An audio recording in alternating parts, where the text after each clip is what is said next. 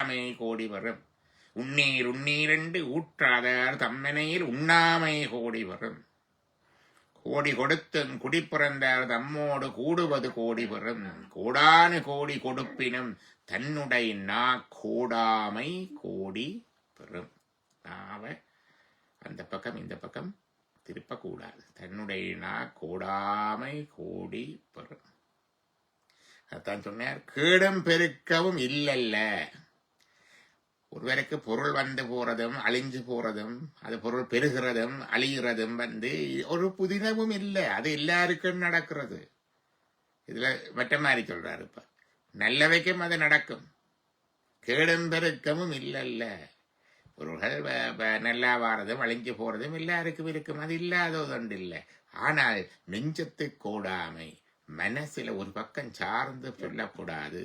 அதுதான் சான்றோர்க்கு அணி. அதாவது வறுமை வந்தாலும் செல்வம் வந்தாலும் பொருள் உதவி வந்தாலும் கூட ஒரு பக்கம் சார்ந்து சொல்லக்கூடாது.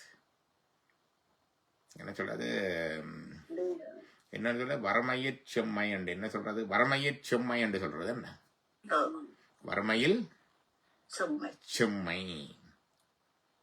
கஷ்டம் வந்தாலும் செம்மையா இருக்கும் வேண்டாம். செப்பம் என்ற சொல்ல நடுநிலைமையில சொல்லியிருக்க. வறுமையில் செம்மை. நான் நினைக்கிறேன் இது அதிவீரராம பாண்டியன் கொற்கை வறுமையில் செம்மை. வறுமையிலேயும் செம்மையா இருத்தல் வேண்டும். ஊர்லேயும் ஒரு உறவினர் இருந்தார்.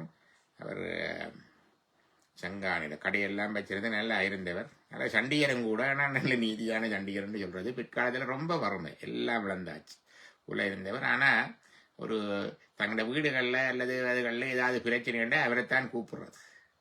அவர் வந்து இருந்து கதைச்சு நீதியாக ஒன்று சொல்லுவார். அவரிடம் பொருள் ஒன்றுமே இருக்கையில். எல்லாம் வறுமையில் போனாலும் அந்த நீதி வலுவாமல் நிற்கிற தன்மை இருந்தது. அவரை பார்த்துத்தான் வறுமையில் செம்மை என்றது அந்த நேரம் எனக்கு ஞாபகம் பாருது. இந்த சொல்லு வறுமை செம்மை என்ற சொல்லுக்கு அவரைத்தான் முகம் ஞாபகம் பாருது. ரொம்ப வறுமையாக இருந்த காலத்திலையும் மிக சிறப்பாக அந்த நடுநிலைமை சொல்ற தன்மை இருந்தது. உறவர்களும் அதை கூப்பிட்டு பாவிச்சிருக்கிறார். எனக்கும் அவரை பாவிச்ச ஞாபகம் இருக்கு. எங்களோட மாடு எங்கேயோ போய் ஒரு இடத்துல போயிட்டு எங்கேயோ போயிட்டு மேய்கிட்டதோ தண்டுட்டு தான் பிடிச்சி கட்டி வச்சுட்டான். கட்டி வச்சுட்டு நம்ம ஓரோட நல்லா பேசி போட்டு காசு கேட்கறது உடனே இவ்வளவு கொண்டான். நான் முன்னே அவர்கிட்ட தான் போனேன்.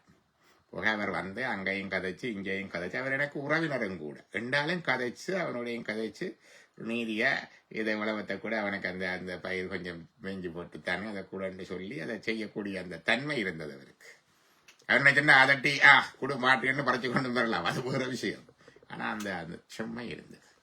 கேடும் பெருக்கவும் இல்லல்ல நெஞ்சத்து கூடாமை சான்றோர்க்கு அணி. அடுத்தது கெடுவல் யான் என்பது அறிகரன் நெஞ்சம் நடுவாரி அல்லோ செய்யின். கெடுவல் யான் என்பது அறிகதன், அறிஞ்சு கொள்க. நான் கெட்டு போவேன் என்று அறிஞ்சு கொள்வாயாக. நெஞ்சம் நடுவர்க்கு அல்ல செய்யும். தன் நெஞ்சின் நடுநிலைமையிலிருந்து விலகி அல்லாத காரியங்கள் செய்தால் நான் கெட்டொழுவேன் என்று அறிஞ்சு கொண்டு செய். அவ்வளவுதான். அறிஞ்சு கொண்டு செய். நீ நல்லா வரமாட்ட, நீ அழிஞ்சு போவேன்னு அறிஞ்சு கொண்டு இப்படி நடுநிலைமை விட்டு செய் அப்படி சொல்றார். அடுத்தது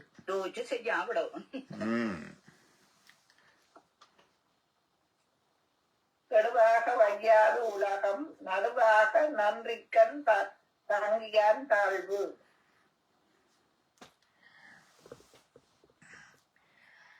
நல்ல நடுநிலைமையில இருந்தாலும் கூட நல்லதெல்லாம் வந்தாலும் அவனுக்கும் தாழ்வு வரலாம். நான் சொன்ன மாதிரி அவருக்கு வந்த மாதிரி. ஆனால் அது ஒருத்தரின் கேடு என்று சொல்ல ஆயினும் இந்த மனுஷன் செய்ததாலான இப்படி கெட்டொழிஞ்சு போத்துன்னு சொல்றாரு. கெடுவாக வையாது உலகம். இவன் கெட்டொழிஞ்சு போனான் இவன் செய்ததுக்கு அப்படி சொல்லாது. நல்லவர்கள் சான்றோர்கள் தாழ்வாக வந்தாலும் அதை உலகம் அவர்களுடைய தாழ்வை அவர்கள் கெட்டழிந்து போனதாக அவர்களுடைய தீய செயலாக வந்ததாக ஒரு நாளும் சொல்லாது.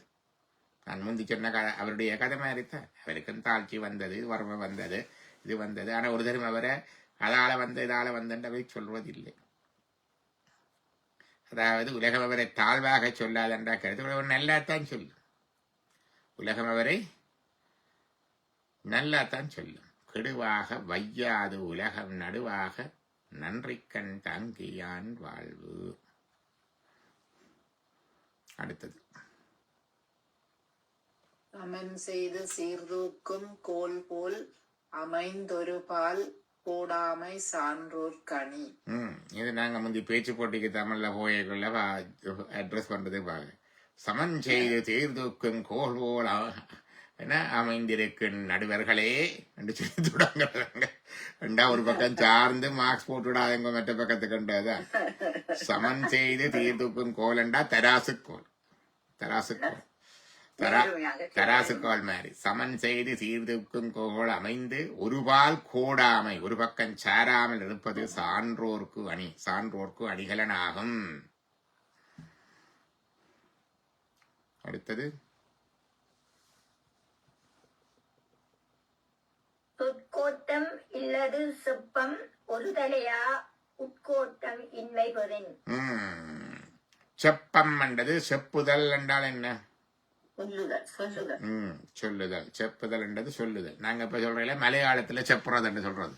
செப்புறது பறையிறது எல்லாம் மலையாளத்துல இன்னும் இருக்கு. எங்க இதுல சொல்றது சங்க இலக்கியத்துல இருந்த சொல்றது. சொற்கோட்டம் இல்லது செப்பம். சொல்லில ஒரு பக்கம் சார்ந்து சொல்றது இல்லாம இருக்கும். சொல்லில குறவில்லாம நீதியாக நீதா சொல்லாக இருக்கும். சொற்கோட்டம் இல்லது செப்பம் ஒரு தலையா உட்கோட்டம் இல்ல பெரு. உள்ளத்திலையும் அது இல்லாம இருக்கும், மனசிலையும் அது இருக்கப்படாது. சரியா சொல்றது? கோணுதல் என்றால் ஒரு பக்கம் சாரா, கோடுதல் என்றா சாறுதல், கோடாமை என்பது சாராமல் இருத்தல். கோடு என்பது இங்க பாருங்க, இப்ப தராசுக்கோள் மாதிரி தான் அந்த கோடு.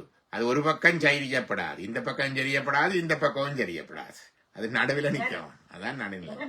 உணர்ந்து சொல்லுவோம். உள்ளத்துல அது உணர்ந்து இருக்க வேண்டும். அதான் அங்க இருக்கிறது.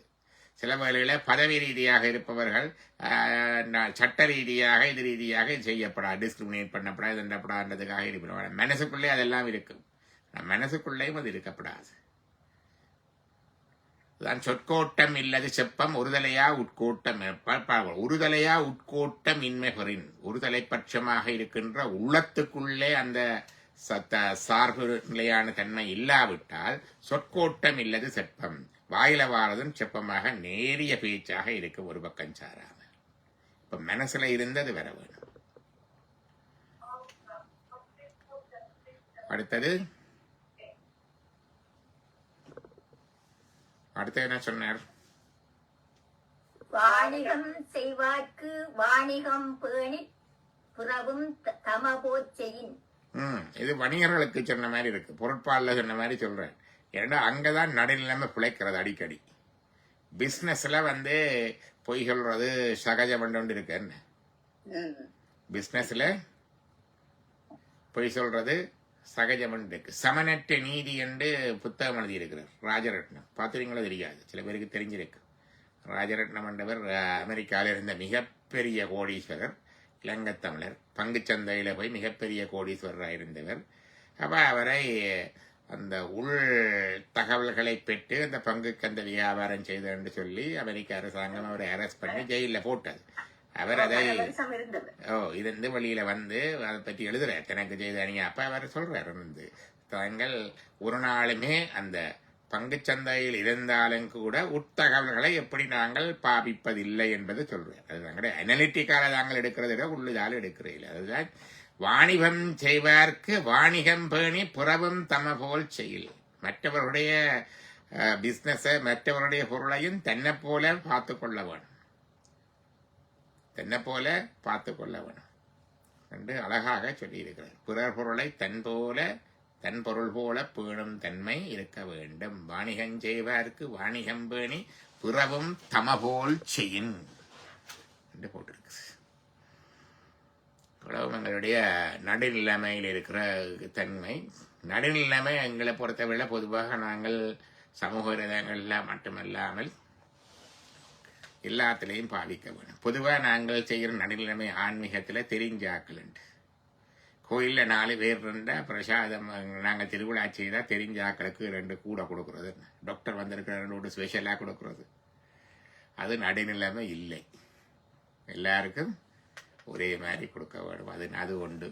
மற்றது ஆன்மீகத்தில் என்ன சொல்றது, பொதுவாக ஆன்மீக விழாக்கள் ஃபங்க்ஷன்கள் நடத்தியக்குள்ளே இது நடக்கிறது.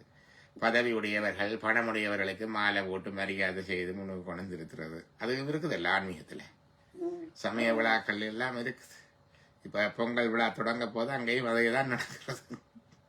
அதுகள் எல்லாம் அதை விட்டு உண்மையாக தகுதியுடையவர்களை அழைத்து தகுதியுடையவர்களை இருத்தி அதுக்குரிய இதுகளை செய்ய வேண்டும். அதால் நாங்கள் பார்க்கறது. மற்றது பக்கச்சார்பாக பார்க்கல அடுத்தது நாங்கள் எங்கட சாதி எங்கட ஊர் எங்கட சமயமண்டு சிலவற்றை அவர்கள் சார்பாக மற்றவைக்கு பாதகம் வரும்படியாக சில செயல்களை அறிந்தோ அறியாமலோ செய்கிறது. அதுக்கும் எங்கட நடுநிலைமை தவறுகின்ற இடங்கள். இப்போ அதையும் நாங்கள் பார்த்து கொள்ள வேண்டும். எங்கள் ஊர் நன்மை பெற வேணும், எங்களோட சமயம் நன்மை பெற வேணும், எங்களோட சாதி நன்மை பெற வேணும், அல்லது எங்களுடைய ஆக்கள் நன்மை பெற வேணும் என்றதுக்காக நடுநிலைமை மாறி பக்கச்சார்பாக சொல்லுதல் எண்ணுதல் செயலாற்றுதல் தவறு.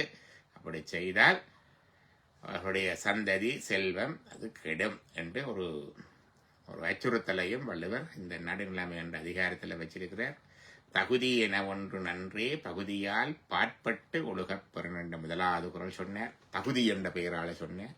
இரண்டாவதாக செப்பமுடையவனாக்கம் சிதைவின்றி எச்சத்திற்கே மாப்புடைத்து. செப்பமாய் நடுநிலைமையாக இருந்தவனுடைய தேட்டம் அவருடைய சந்ததிகளுக்கும் சென்று உறுதியாக இருக்கும் என்று சொன்னார். அடுத்ததாக நன்றே தரிடன் நடுவிகந்தாம் ஆக்கத்தை அன்றே ஒழிய விட. நீங்கள் ஏதாவது நடுநிலைமை தவறை பெற்று அனுபவித்துக் கொண்டிருந்தால் அதை அண்டைக்கே விட்டுட வேணும். அது சிறப்பு என்று சொல்றார். இவ்வளவு நாளும் நடந்தது இனி என்றாலும் திருந்தி வாழ வேண்டும் என்று சொன்னார். அடுத்ததாக தக்கார் தகவலர் என்பது அவர்தம் எச்சத்தால் காணப்படும் என்று சொன்னார். பிள்ளைகளை பார்த்து அவர்கள் விட்டு போற அவருடைய தொடர்ந்து வர்ற சந்ததியை பார்த்து இவர் எப்படி இருந்தவர் என்றதை பற்றி அறியக்கூடியதாக இருக்கும் என்று போட்டிருக்கிறார். கீடும் பெருக்கமும் இல்லல்ல, கீடும் பெருக்கமும் இல்லல்ல என்றது போட்டிருக்குது. கீடும் பெருக்கமும் இல்லல்ல நெஞ்சத்து கூடாமை சான்றோர்க்கு அணி என்று போட்டிருக்கிறார். அதாவது எல்லாருக்குமே வாழ்க்கையில சிலவுகளை ஈட்டத்தாழ். ராமரே காட்டுக்கு போனவர் தானே. எல்லாருக்குமே அந்த ஈட்டம் தாழ்வுகள் வந்துடலாம். ஆனால் நெஞ்சத்துல நடுநிலைமையா இருக்கிறது தான் சான்றோர்களுக்கு அழகு என்று சொன்னார். அது இதெல்லாம் அந்த அதிபீரவா வெட்டி வேட்கை என்ற இதுதான் இருக்கும். சான்றோர் கழகு செல்வர் கழகு செழுங்களை தாங்குதல் அந்த இதுல இது மிருகுதுண்டு. கெடுவல் யான் என்பது அறிகதன் நெஞ்சம் நடுவறி அல்ல செய்யும். நெஞ்சத்து மறைந்து நடுநிலை அல்லாதவற்றை செய்தால் நாங்கள் கெட்டுப்போக வேண்டாம், அறிந்து கொண்டு செய்யுங்க, அப்படி செய்ய வேண்டாம் என்று இன்னொரு விதமாக ஒரு எச்சரிக்கை. கெடுவாக வையாது உலகன் நடுவாக நன்றிக்கண் தங்கையான் வாழ்வு. நீங்கள் நடுநிலையாக இருந்து நல்ல விதமாக செயற்பட்டு சொல்லி வாழ்ந்து வந்தீர்கள் என்றால் உங்கள் வாழ்க்கையிலே இழப்புகள் தாழ்வுகள் வந்தாலும் அதை உலகம் வந்து இவன் கெட்டொழிஞ்சு போனான் என்று சொல்ற மாதிரி இருக்காது. உலகம் உங்களை என்று நினைவு வைத்து போற்றும் என்று சொன்னார். சமன் செய்து சேர்தூக்கும் கோல் போல் அமைந்து ஒரு பால் கூடாமை சான்றோர்கணி. தராசு கால் போல இருக்க வேண்டும், இந்த பக்கம் சாயாம இருக்க வேண்டும். இதுதான் சான்றோர் கழகு என்று சொன்னார். சொற்கோட்டம் இல்லது செப்பம் ஒருதலையா உட்கோட்டம் இன்மை பெறின். உள்ளத்துக்குள்ள அந்த பக்கச்சார்பு இல்லாவிட்டால் வார்த்தையிலையும் அது சொல்லுவார்கள். என்ன வாக்கில் என்ன நெஞ்சு நிலை ஒளி உண்டானால் வாக்கு நிலை ஒளி உண்டாகும். ஒரு பாட்டு ஒன்றே கல்லாம். உள்ளத்தில் உண்மையொளி உண்டானால் வாக்கு நிலை ஒளி உண்டாகும் என்று பாரதியார் பாட்டு நினைக்கிறேன். அந்த உள்ளத்துல உண்மையொளி உண்டானால் வாக்கு நிலை அந்த ஒளி வரும். அது போட்டிருக்குது. அடுத்ததாக பிஸ்னஸ் டீல்ஸ். வாணிகம் செய்வார்க்கு வாணிகம் பேணி புறவும் தம போல் செய்யும். இப்ப மாதிரி காம்படிட்டிவ் பிஸ்னஸ் இல்லை. ஆல்ரெடி ஒரு புதிய அறத்தை அங்க சொல்றாரு. அங்க அது ஒரு இம்பார்ட்டன்ட் இது கரண்ட் பிஸ்னஸ் அண்ட் எக்கனாமி பீப்புளுக்கு. வளவும் வல்லவருடைய நடுநிலைமை போட்டிருக்குது. ஏதாவது கேள்விகள் இருந்தால் கேளுங்க. இல்லாட்டி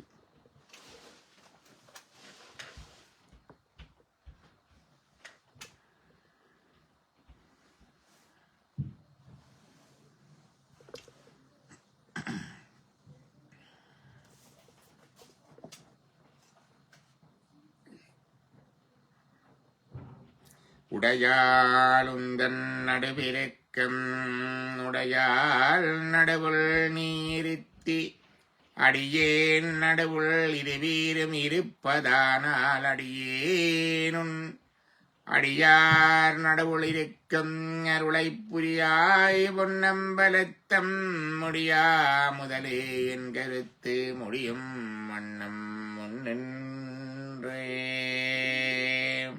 திருச்சிட்டம்பலம். மீண்டும் நாளைக்கு சந்திப்பேன்.